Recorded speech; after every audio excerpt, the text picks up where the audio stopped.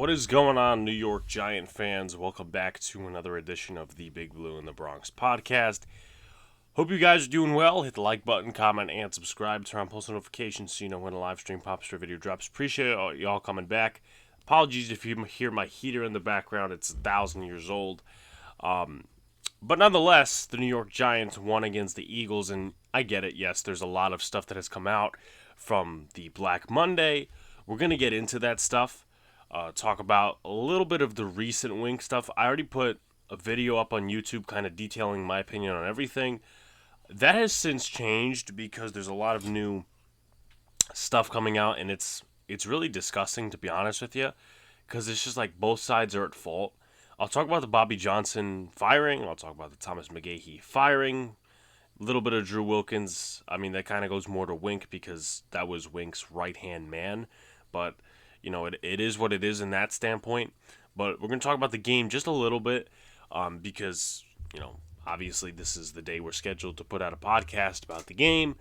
And also as well, I'll probably do this a little bit different next year because I know, obviously, you know, you get it out on Black Monday. It's a little bit better than if you get it out on a Tuesday because sometimes firings can happen and those are a little bit more just talking-wise rather than a game that's kind of like dry/old news. But nonetheless, the New York Giants won 27-10 against the Eagles, and you guys know me on Twitter. If you follow me on Twitter, of course, I wasn't necessarily too happy with the win because I didn't feel it meant anything towards next year, especially now that Wink is, you know, not going to be the defensive coordinator, however you spare it, to be completely fair. Also as well, I also don't think that this Eagles team, right? I don't think they were playing at 100%. Now, guaranteed, this Eagles team over the last few weeks, right? They haven't been themselves. That's no joke. I can agree with you. But to lose 27-10 to the New York Giants, I'm telling you guys, they're going to be a better team in the playoffs. And everyone's saying, oh, you know, you're just mad that they won and all this other stuff. I mean, it is what it is. Who the hell cares, to be honest with you? Because the season's over. Giants finished 6-11. They finished with the 6th overall draft pick. And we'll see what they do with the quarterback position. Hopefully they change it. Or else the selling point is going to be very interesting for next season. So moving forward, right, let's talk about the Philadelphia passing game. Again, we'll do stat breakdown, offense, defense, special teams, if need be, probably not. And then, of course, the snap counts. So the Philadelphia passing game, Marcus Mariota, a touchdown, a pick, 13-20, 148 yards. Jalen Hurts, 7-16, 55 yards and a pick. Tyrod Taylor, 1 touchdown, 1 INT, 23-32, 297 yards, 1 sack taken. Tommy DeVito, 2-2, 14 yards. As far as the Philadelphia and Giants rushing game goes, Kenneth Gainwell, 7 carries, 62 yards. Marcus Mariota, 6 carries, 46 yards, and then it pretty much goes down from there. 6 carries, 16 yards from Rashad Penny.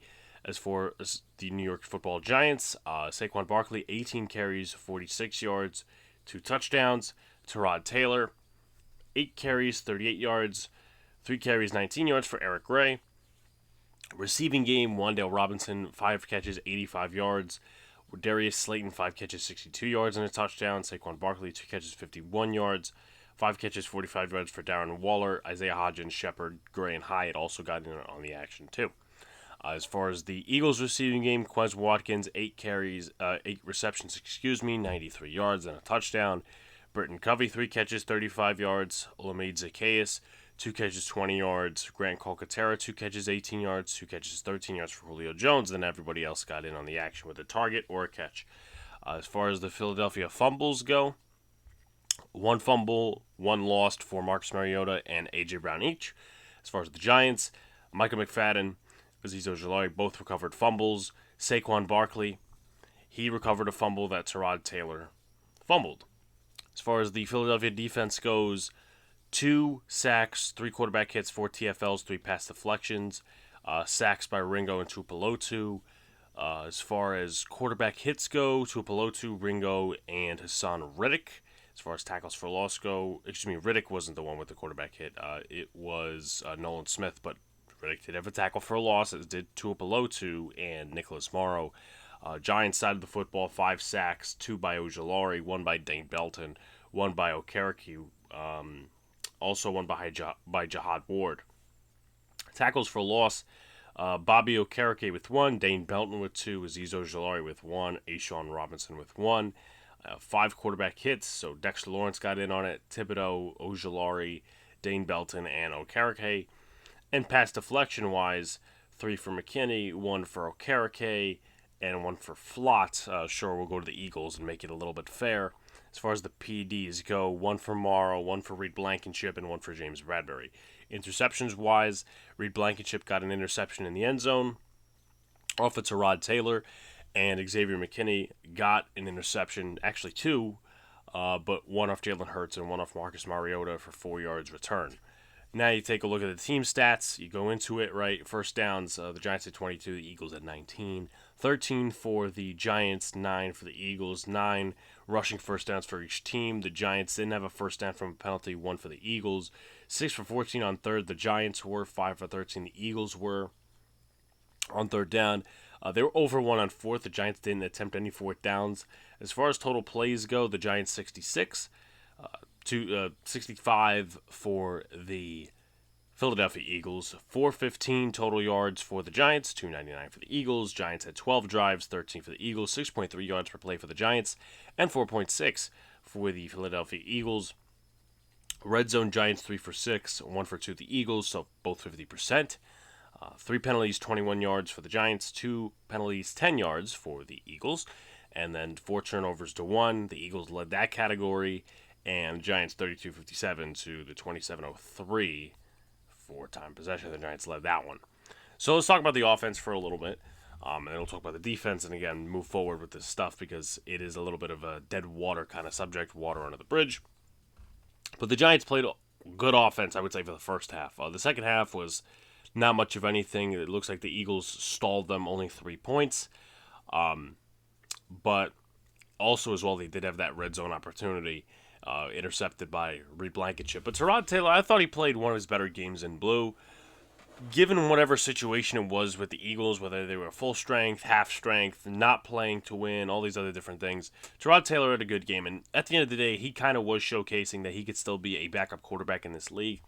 And I think he's going to get paid handsomely for a backup quarterback because, you know, he does have the injury history, and that's a problem. And he did get injured during the game, which is why Tommy DeVito came in a little bit. But as far as Taylor goes, I mean, the arm is there. Like, he did miss a few throws, but not as bad as the Rams game. His arm is there. The consistency is not. And I obviously think that comes with reps and all this other different stuff. But, you know, hitting Jalen Hyatt a few weeks ago against Washington, hitting Slayton multiple times, hitting Wan'Dale Robinson in stride, who was a big part of this offense, he could still be a quarterback in this league, and I really hope he gets a job. You know, if the Giants re-signed him, as long as they bring a rookie quarterback in, I wouldn't have a problem with it. I know that people may be convinced Tommy DeVito is the future backup of this team, or this and the other thing. I know Daniel Jones is going to be on the team next year, but I think the Giants still need to bring in a veteran presence, because if Daniel Jones is not ready, do you really want Tommy DeVito starting the first few games? I don't know. But Tyrod Taylor had a solid game. Obviously, the pick was off and a few missed throws, but hey, listen, you know, Tyrod Taylor, hats off to him in a New York Giants uniform. As far as the running game goes, they really didn't get a ton going. Most of what Saquon Barkley got was off of short yardage runs. They were doing, there was a couple of plays where they ran on first down. I was kind of pissed off. But, you know, there were short yardage runs, the 3rd and 1 that the Giants were getting. They didn't, you know, attempt to go for any fourth downs, which kind of tells you, obviously, yeah, they knew they had this game in the bag, but they really didn't need to go for a couple of fourth downs because Saquon Barkley was getting the short yardage stuff. And I have to shout out, before we get to Saquon Barkley a little bit more, I do have to shout out Eric Gray. Obviously, it was critical of the draft pick because he didn't look good in the Senior Bowl. That's where I got my first glimpse. I'm like, it's just, you know, this guy's a little slow. But he had some burst. Now, granted, he had a 12-yard run, which was the longest of the day for him. Longest for Giants running backs. You take away 12, so it's really 2 carries, 7 yards. But then again, you could really do that with any running back. So Shout out to Eric Gray, and I feel like we should have saw him a little bit more down the stretch. They didn't play Matt Breida for a reason. It's not like he was injured, but it was the fact that they wanted to see what the future looked like in his hands. Now, do I think Eric Gray is a starting running back in this league? Fuck no. But I think he could be a solid 2 or a 3, but the Giants need to give him reps. I just think that's just where it has to be. You move forward a little bit more into the receiving game. Wan'Dale Robinson, I mean, that 33-yard catch where he tripped himself up, that just shows, man, with a competent quarterback, he could be a little bit more explosive. And I actually think he led the Giants in receptions this year. The receiving yards goes to Darius Slayton, but I'm pretty sure he led the Giants with like 68 catches or something like that. Let's take a look. Receptions, 60 catches for Wan'Dale Robinson. Just Slayton at 50, 52 for Darren Waller, but Wan'Dale Robinson was at 525, 770 for Darius Slayton, which I feel like he's been around that number before. But, yeah, listen, Darius Slayton. Wan'Dale Robinson, shouts to him, man. Shouts to him. I wish he would have gotten more touchdowns this year, but he can be a very good 2 receiver and in the slot, too, if the New York Giants get a quarterback that knows how to throw the football, knows how to target guys, is not afraid to air it out. Obviously, you're not going to get Wan'Dale Robinson going deep every play. That's just a once in every 7-game scenario type of thing like they did against Green Bay.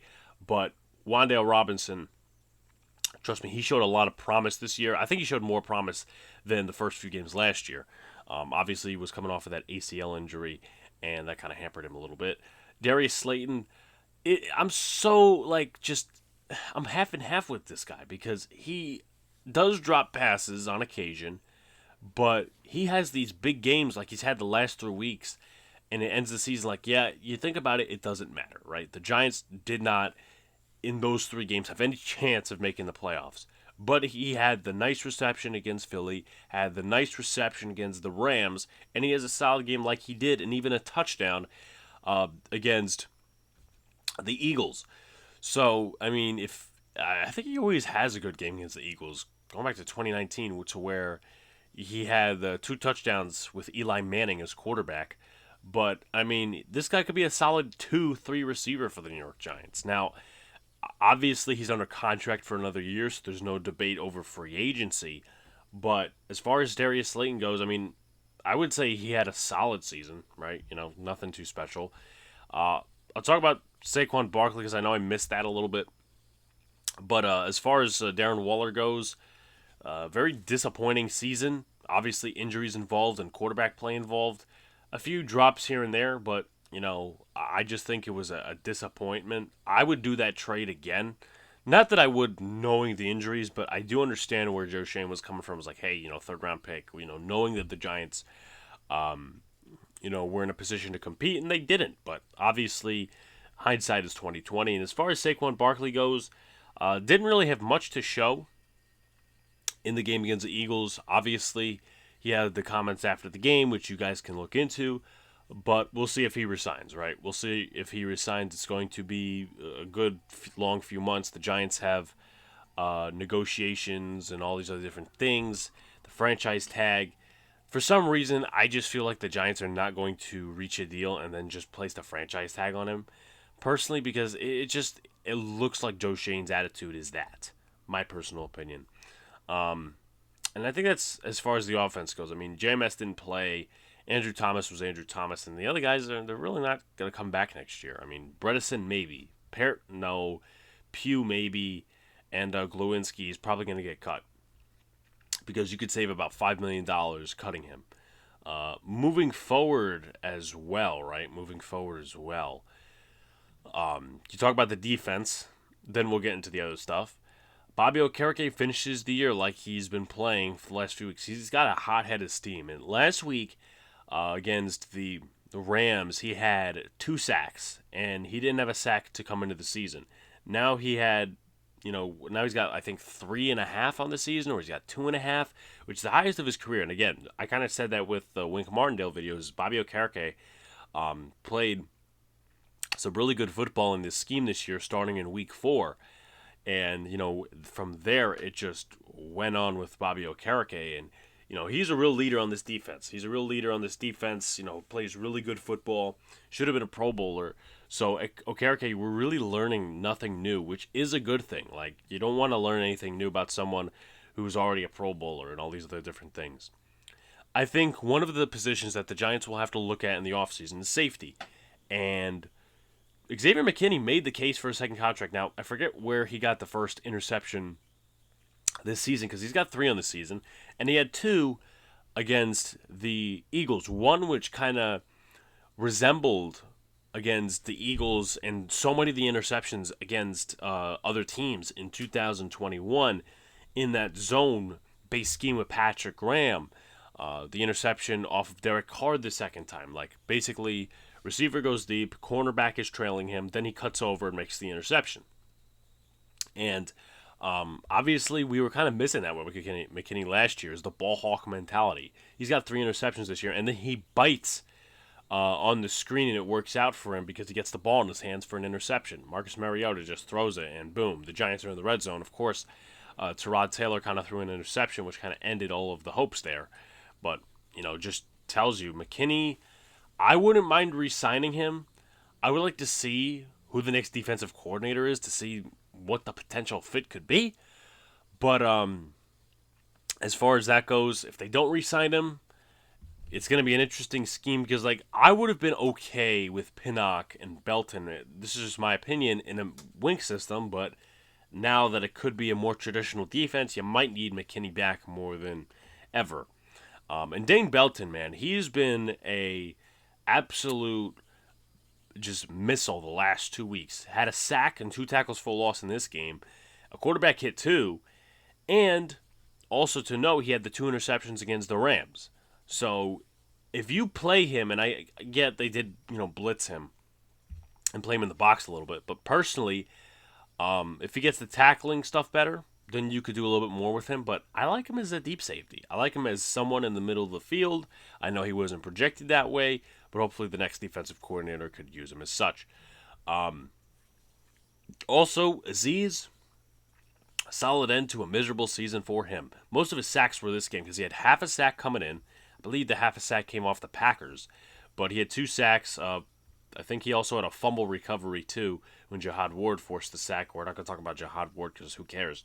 But he's going to be edge 2 next year unless the Giants do something at the edge position. But personally, I said this in the Wink video, the Giants will probably have to assess edge a little bit more now that they don't have a Wink defense where it's blitz. If it's a traditional defense, if it's a more passive defense, there's more of a need for an edge rusher more than ever before, to be personally honest with you guys. And Azeez is not going to cut it. Azeez is not going to cut it because he's injured a lot of the year, and his production was even just not great in this system in the second year. And then Tibbs, a little bit of a disappointment, to be honest with you. A pass deflection and a quarterback hit. Not much impact, to be honest with you. Obviously we love the 11.5 sacks, most since Leonard Williams. But at the same time, the consistency needs to be there. And this is what I'm talking about, right? Against the Eagles, against the Cowboys. We could talk about the Commanders all day and say, all this other different stuff. But at the same time, he's got to show up against the rivals. He wasn't consistent against the 49ers. Yeah, he did get the sack, but, the 49ers are a big team. The Eagles are a big team. However you look at them, and the Cowboys, those teams have been destroying us for years. And we need dogs in the locker room that can be consistent. Hopefully, Kayvon can grow consistent, but, he looks like he's going to be a 2 pass rusher right now. Not a 1, but a 2. So, I'm pretty sure that just marks off the defense. McLeod had a pretty good game. Nick McLeod had a pretty good game. Not that a next defensive coordinator is going to take him seriously as a slot corner or a outside corner, but keep him as depth. But he could actually go to another team because kind of like the general manager and head coach coming in, if it's not his guy, he's probably not going to keep him. Unless there's something in training camp that they see out of him. But McLeod did a nice job. Forced the fumble on A.J. Brown. So I would like him back next year. He's also, I believe, in the Pro Bowl, if I'm not mistaken. He might be a Pro Bowler as a special teamer. He is not in the Pro Bowl as a special teamer, but he was one of the top in votes. Let's put that there. But we could go to snap counts, then we could go to some of the other stuff. So we'll pull up Dan Duggan's Twitter for the snap counts just to, get a lot of that stuff going. All right, so we finally got the snap counts here. The correct snap counts, of course. So 47 for Saquon Barkley, and I'm talking total snaps here. 47 for Barkley, 67 for Andrew Thomas, 67 for Mark Lewinsky, 67 for Ben Bredesen, 65 for Justin Pugh, 67 for Matt Pear, 54 for Daniel Bellinger, 5 for Matt Breida, didn't even get a rush. Jalen Hyatt got 9, Gunnar Olszewski got 1, 4 for Tommy DeVito, 5 for Marcus McKeithen. That may have been on an extra lineman play or something like that because we didn't really see much of Marcus McKeithen. But this is offense grades, so at least, that tells that side of the story. 34 snaps for Darren Waller, 46 for Wan'Dale Robinson, 63 for Tyrod Taylor, 52 for Darius Slayton, 17 for Sterling Shepard, who failed to get a touchdown in his final game. They were trying to get him a touchdown. You could tell that, and the Eagles even knew that. But, salute to Shep. Obviously injury-prone the last few years, but hopefully he retires peacefully, enjoys his kid, and becomes a coach somewhere because he could actually be a good coach, my opinion. Eric Gray, 14 snaps, 53 for Isaiah Hodgins, which is pretty interesting. And then we went over the rest of the offense, taking a look at the New York Giants defense. We'll actually do percentages this time. Okereke and McKinney, they did not miss a snap the entire season. And they didn't miss a snap in this game. Dane Belton, 100%. Dory Jackson, 91%. 82% for Tibbs. 74% for Cordell Flott. 71% for Jihad Ward. 60% for Nick McLeod. 58% for Micah McFadden. 58% for Zizo Jalari. 57% for Dexter Lawrence. 55% for Isaiah Simmons. 43% for Ashawn Robinson. 40% for Trey Hawkins. 40% for Raheem Nunez-Roches, 29% for Jordan Riley, 18% for Carlos Basham, 14% for DJ Davidson, and 9% for Darnay Holmes. So let's get into SeatGeek, which sponsored us, and we thank you, SeatGeek, for that. They sponsor us, $20 off your entire order if you're going to a concert, tailgate, or a ball game, $20 off with the promo code Big Blue in the Bronx. So let's talk about this Wink stuff, right? And we're done with the snapcasts. We're done with the game recap. We'll talk about the coaching firings and all that sort of good stuff. So Wink obviously resigned, quote unquote, on Monday after Drew Wilkins got fired. Now all of a sudden, he has not resigned and wants to take home the rest of his contract. And there's a lot of rumors coming out that he may have played the last 8 games of the season like he wanted to get fired. Which is a pretty piss-poor attitude if true. Because Wink, knowing he's a respected guy around the league, and also that the players respected him in the locker room, to basically say, yeah, I'm going to piss myself out of this job, it's a poor effort. It really is. And I would be disappointed in Wink if that's the case. Now, here's where I will come in and say that I think this is still Brian Daboll's fair share of fault. You kind of knew, in some case, whether he did it on purpose or not is actually still up for debate because now that Wink was kind of playing the last 8 games like shit, or at least pissing his job away, not that, he put out a bad game plan or anything, but he kind of knew, hey, I could piss myself out of this job and get a job somewhere else, or whatever the case may be, whatever Wink's mentality was. But I would still kind of like to see where this went wrong. Where during the Cowboy game, where before that, where did everything go wrong? Because this was a good defense. Now, was it all-star? No. But a lot of people, I hate that shit. Like, a lot of people are trying to downplay how good this defense was. You don't look at the stats. Like, everybody was so rah-rah about Patrick Graham. And then they said, oh, yeah, his defense was good and all this other stuff. And then we get Wink, and we love the defense last 2 years. The defense is the only reason we win games. But then he leaves. It's just like, oh, yeah, he never was good. It was just the turnovers. Okay, all right, live with that. And then next year, when we don't bring a rookie quarterback in, if that's the scenario, then we have nothing to look forward to. But I still think that there are faults on both sides. If Wink was actually halfway out the door and pretty much coaching like it the last few weeks, that's a piss poor effort on him. I'm going to be honest with you. And you know what? I guess in that case, we want winners here. If you want to be here, be here. If you don't want to be here, don't be here. But also, again, there is that report that supposedly Brian Dable is a hard guy to work with. Now, we haven't seen any reports from players, anonymous reports, but that came from, some of the coaching aspects, and obviously we've seen it where he's thrown the tablet at Daniel Jones and all these other different things, arguing with Saquon Barkley on the sideline and the frustration.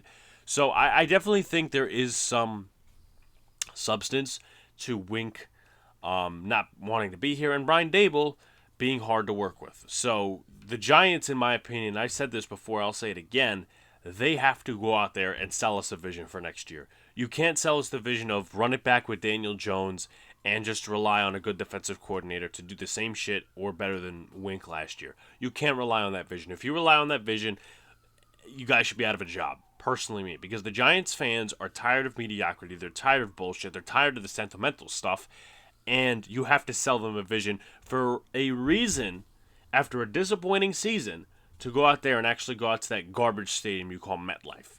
So, again, I know the two really shouldn't intertwine, but there's no guarantee that their defense is going to be any good next year. So bring in a quarterback to at least bring fans into the stadium and actually continue with this rebuild, because you're not rebuilding if you're keeping some sentimental players.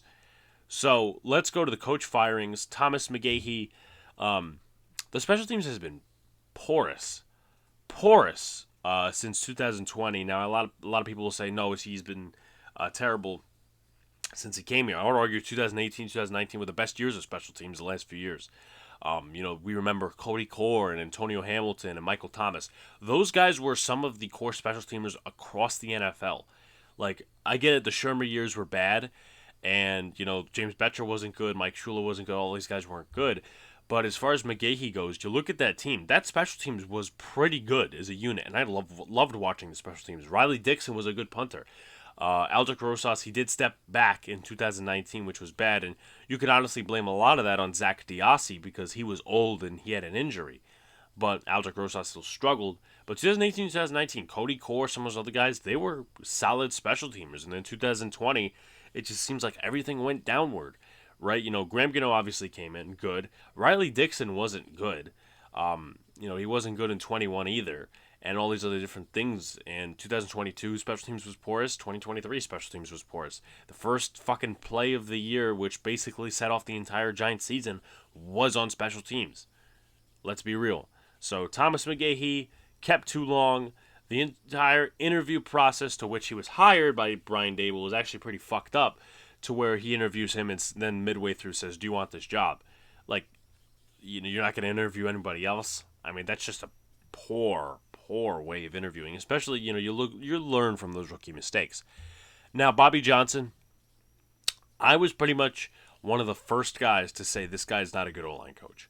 Because when he came out last year and said, okay, yeah, we're going to stick more to scheme than to the players' fit, everybody was like, no, that's fine. No, I'm good with that. I saw it on live streams. I brought it up on live streams. Everybody was calling me wrong and all this other different stuff. Yeah, how does that look now? The Giants gave up the second most sacks in NFL history, the most in the 21st century. I think it's like 86 or something like that, which, obviously outside of those numbers, it's still bad. Right, Justin Pugh wasn't good. He wasn't good at handling stunts. JMS regressed. Andrew Thomas was already an all-pro. Okay, so let's not give him any credit. Ben Bredesen, yeah, he was better in 22, but regressed in 23.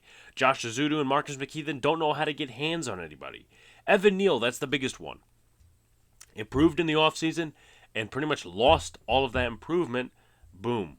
When he came in with Bobby Johnson. And then Tyree Phillips goes to the Eagles for 6 weeks, gets better with Jeff Stoutland, who's one of the best offensive line coaches in the league, and then comes here, and he's pretty much the same, but it took him going to another team to get strength, conditioning, and actual coaching, rather than, how do people see that as a good thing?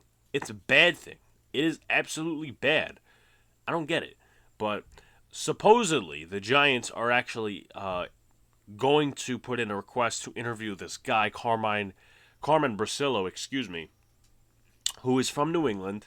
He's also from the Las Vegas Raiders. He was hired by the McDaniels regime. He obviously got fired and now is kind of a free reign coach. He, I believe, took after Dante Scarnecchia and has been the Raiders O-line coach since 22 and was a co-O-line coach and a coaching assistant with the Pats.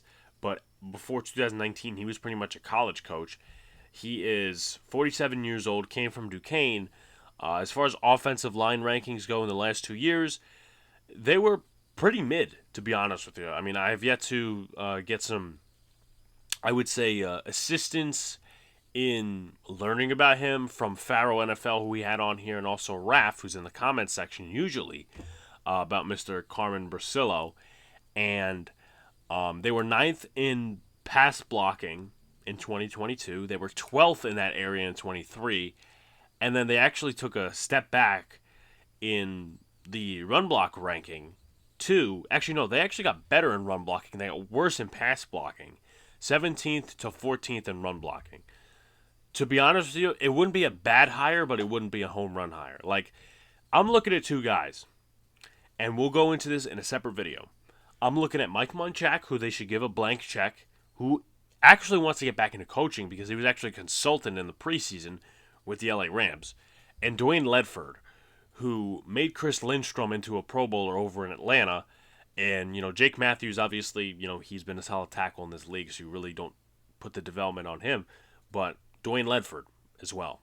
And defensive coordinator, I'm going to leave that for a separate video. But the Giants are supposedly wanting to interview the DB coach from the Raiders, which is pretty interesting, to be honest, because why are we looking at the Raiders for all these different guys? Like, if you're looking at Antonio Pierce, okay, we can talk about that. But Jason Simmons, I believe his name is, did a couple of different things with the DBs they had there last year and the year before, and starting to get some recognition. But if you're going to go after a DB coach, why not go after Jerome Henderson? I mean, I've always said it. If Wink leaves for a head coach position, you kind of hire him. And also for the impending free agents, we'll get into that in another video because I feel like there's going to be, obviously, a video made about Saquon Barkley, a video made about some of these other guys coming back, and we'll make a whole entire video about the impending free agents. But hope you guys enjoy this podcast episode. Like, comment, subscribe to all the good stuff. So on post notifications so you know when a live stream pops video drops. Definitely going to have some Giants content over the next few days. Definitely subscribe to the Patreon. We're going to have some articles out there talking about the Giants, talking about all these other different things. I appreciate you guys the most. Thank you for another great year. We'll see about the podcast episodes, on Twitter, YouTube. If you guys are on there, please check the updates. But appreciate you guys. Talk to you soon.